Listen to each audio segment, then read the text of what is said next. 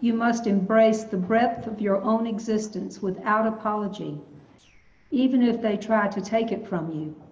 You must know not that you can do whatever you want.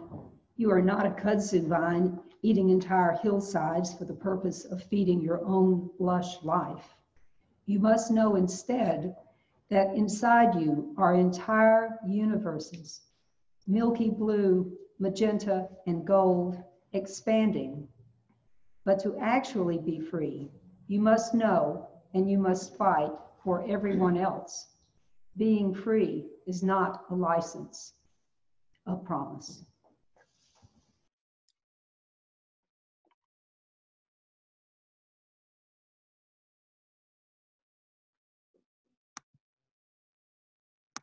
I was raised in a conservative family in suburban southern Indiana. And so, as you can imagine, from a very young age, I heard platitude after platitude about how lucky I am to live in a country where I'm relatively more free than much of the rest of the world.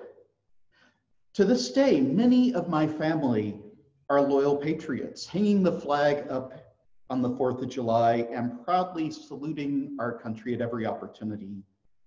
Our freedoms, they reckon, were hard won, and the least we can do is salute the country that gave them to us, to appreciate the hard-fought victories that brought us to where we are today.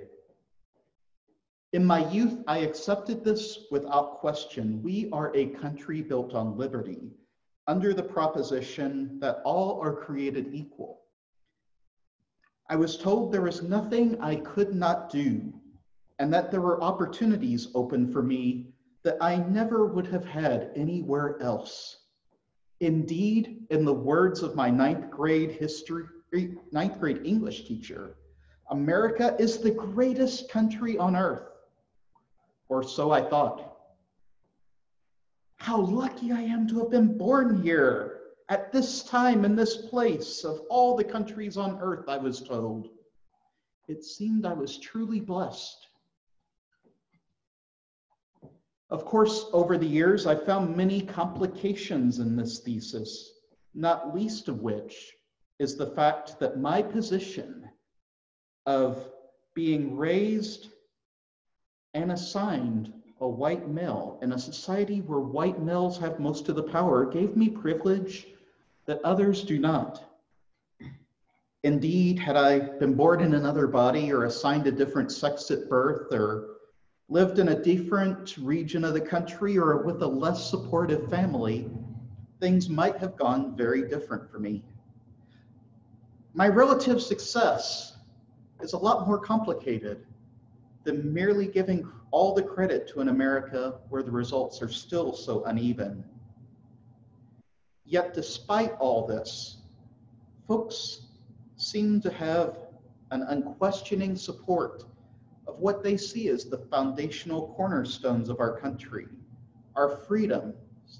So much so that recently they were willing to protest and storm state capitals simply for being told to stay at home during a pandemic. The freedom of speech, freedom of religion, freedom of the press, right to bear arms, and so many others are etched in our Constitution through the Bill of Rights. And they have come to be seen over the years as being just as American as apple pie. Indeed, to question the way we see things, to question the way we see these rights, even in the slightest, is to risk being accused of being a tyrant or un-American. It's a risk to be seen as unpatriotic. But time and time again, I have witnessed these very freedoms being used as an excuse to oppress and harm others. I want to give you an example. In 2015, there is a wave of protest at the University of California, Berkeley, following the announcement that alt-right provocateur Milo Yiannopoulos was coming to speak on campus. Now, the way the media portrayed it, there were a bunch of snowflake liberals and Antifa running around who just couldn't stand any sort of speech they disagreed with. These un-American scoundrels were trying to deny poor Milo his right to free speech. The truth was much more complicated. Yiannopoulos had, in a previous engagement, purposely outed several transgender students to the assembled group. He literally gave the name of these students to the group of people on campus most likely to be transphobic, most likely to incite hate against and harm them. His pre-publicity material for the Berkeley appearance suggested that he was going to do the same thing there, but this time with undocumented students. After the administration of the university refused to take action, the students felt they had no other choice but to organize mass protests against Milo's appearance.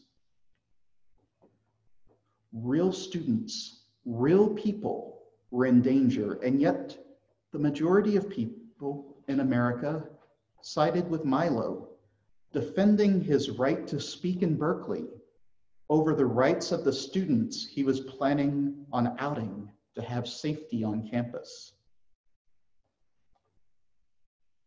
That's the problem for me with what the First Amendment has become. As cultural commentator Stanley Fish puts it, it's a political prize coveted by both sides in order to show they're on the right side of history, the right side of the debate. In every debate, you will find both sides claiming that they are the ones for freedom. They are the ones for freedom of speech. In fact, there's a risk of me even talking about it today.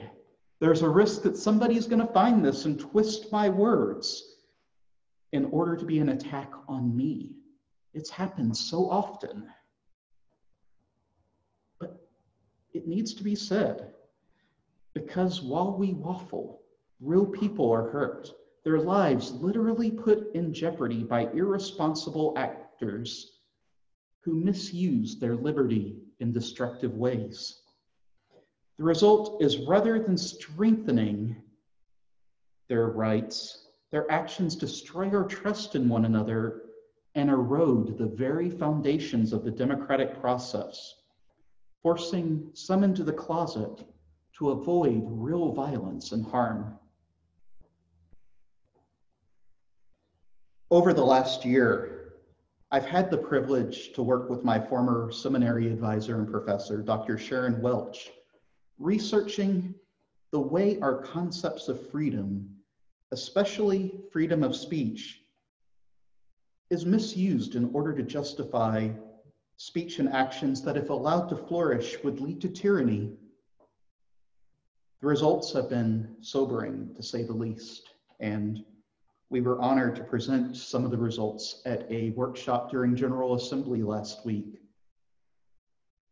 Journalist P.E. Moskowitz, in their book, The Case Against Free Speech, clearly traces the current rise in white nationalist and white supremacist activity to the proliferation of conservative concepts of freedom of speech in the 1980s and 1990s.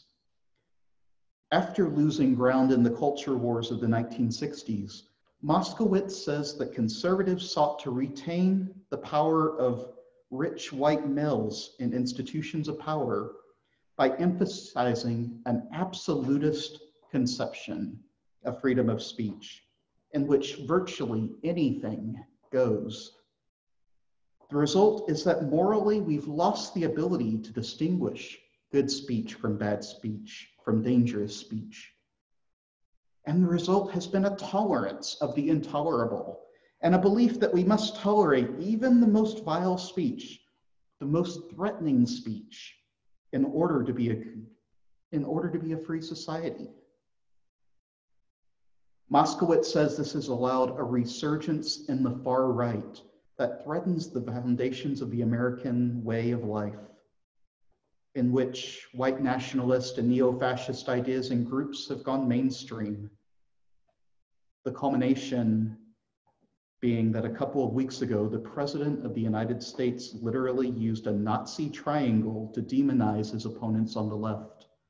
And a few days ago, he retweeted a video with a supporter yelling, "White power."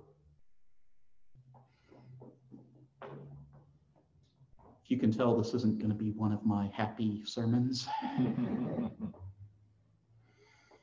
The truth is, as Stanley Fish reminds us, the speech we tolerate always has consequences. Tolerating Milo's outing of transgender folks and undocumented students was a choice that literally put their lives in danger. Tolerating a president who sympathizes with white supremacists and neo-fascists is a choice that reminds us that the most vulnerable among us, their lives are disposable. For if these folks got their way, we would literally be exiled or murdered for not living up to their white, straight, masculine ideal. Ideas, in other words, are not morally neutral. And the extent to which we not only tolerate problematic speech, but provide a platform and audience legitimizes it, as Richard Dawkins, the famed biologist, suggests when he explained why he would never debate a person who believed in intelligent design. The tension between free speech and hate speech is not something we're going to solve today in this sermon. And I have to say, people have criticized me for that because they want a nice laid out formula that will tell us which speech is good and which is bad. And it's more complicated than that. But I'd like to shift gears a little bit and ask how this affects Unitarian Universalists. And yes, Dr. Welch and I are planning on expanding our workshop into a full course soon, so stay tuned for more on that. Technically, since free speech is a legal concept, we as a religious institution are not bound by the First Amendment to allow anyone in our congregations to say anything. But I would be remiss if I didn't recognize there's a broader principle at work here. After all, it's written right into my letter of call that I have freedom of the pulpit to preach anything I think needs to be said, despite the fact that there is no legal imperative for us to do so. And it is true that many thinkers who were once considered pariahs in Unitarian Universalist circles, including Ralph Waldo Emerson, Theodore Parker, the Iowa Sisterhood, and the original religious humanists, among others, are now rightfully considered prophets of our faith. Well ahead of their time, misunderstood. While we look back at other thought that came from our denomination in horror, need I remind us that in the late 19th and early 20th century, most Unitarians supported the eugenics movement and objected to the end of segregation in our denomination. Unitarian Universalists love to quote the fourth principle, that we believe in a free and responsible search for truth and meaning. And I think this is the tension that the free speech debate gets at. How are we to discern between the wheat and the chaff if we've been so terrible at it in the past? Wouldn't it be just as well to let everything have a say than risk marginalizing thought that could pull us forward? But what occurs to me is that even my freedom of the pulpit is not freedom from consequences. It is the case that neither the board nor the congregation can prevent me from preaching what I feel need to be said. However, it's also the case that if I were to abuse that freedom, say if I started preaching pseudoscience or some horrible racism to you, you as a congregation would have every right to dismiss me as your minister and I would have very little recourse. And you would be justified in that.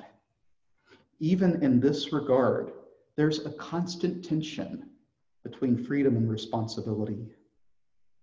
And the tension is this: what are the limits on a free search for truth and meaning? What does it mean to be responsible?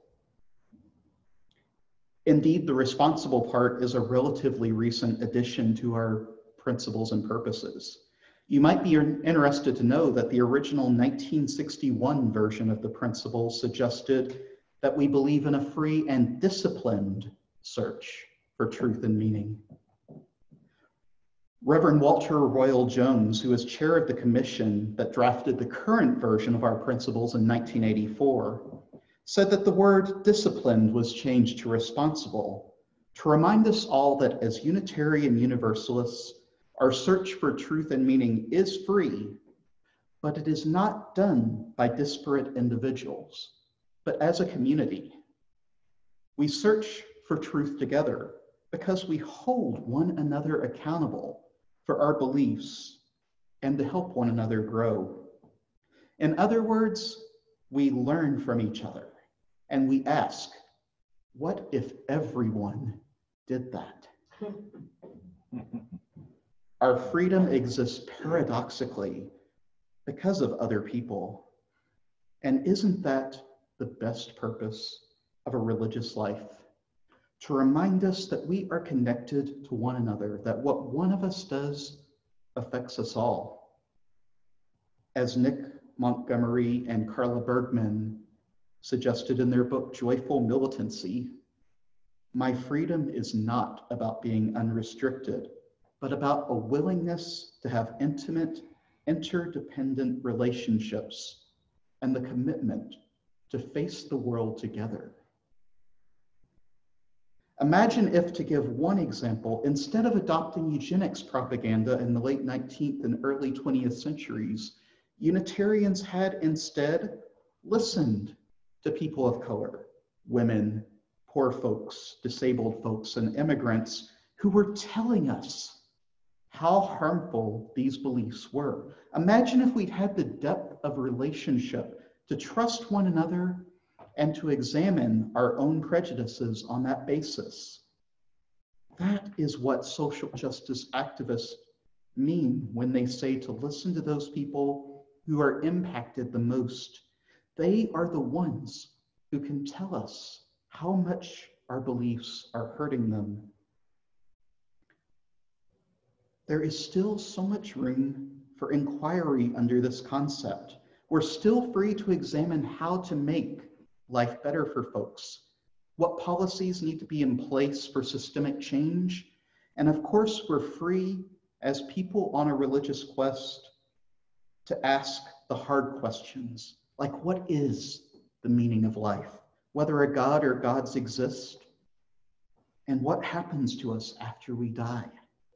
We're even free to disagree on the answers to these questions. Thank the Spirit we wouldn't have a UU congregation if that wasn't the case. Mm-hmm. Problems come up, though, when intellectual curiosity is valued more than the real consequences people face on a daily basis. My tolerance for disagreement ends when real harm is caused to people. The line between speech and action is a thin one. And I'm going to say this, Milo had absolutely no right to incite hate and violence against the students in Madison and Berkeley. And the administrators were wrong to not intervene. Just so, I do not believe every belief belongs in a Unitarian Universalist congregation, and I will continue to refuse to support tolerance of harmful beliefs that are antithetical to our 7 principles.